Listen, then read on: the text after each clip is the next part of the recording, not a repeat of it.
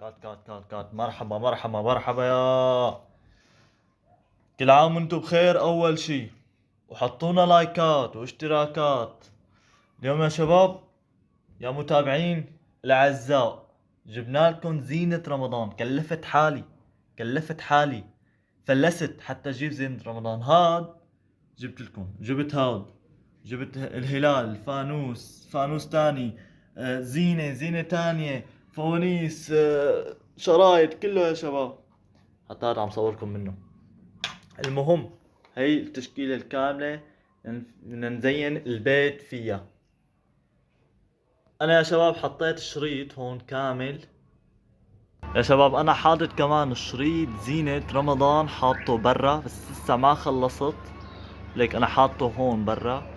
هلا يا شباب اذا بدنا نشغل ايش يا شباب، اذا بدنا نشغل الزينة اللي على البرندة اللي برا بدنا نحط هذا الشريط يا شباب، نحط هذا نحطه هون عشان تشتغل.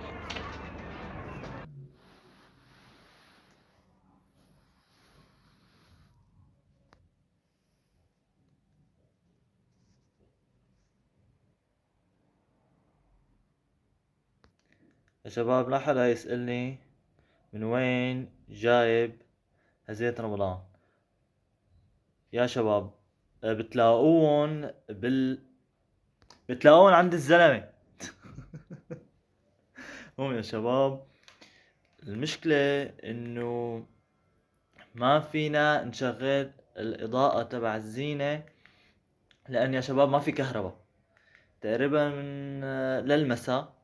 خلينا نعمل هلا زينة رمضان كاملة بالبيت، بعدين نحطها ونشغلها وبعملكم تصوير ومونتاج وموسيقى نار بتجنن. يعني راحت تقريبا للمساء لارجع اصور لكم. بس اذا اي واحد عم يقول لي ليش عم تغير الاضاءة، عم غيرها بهي بس.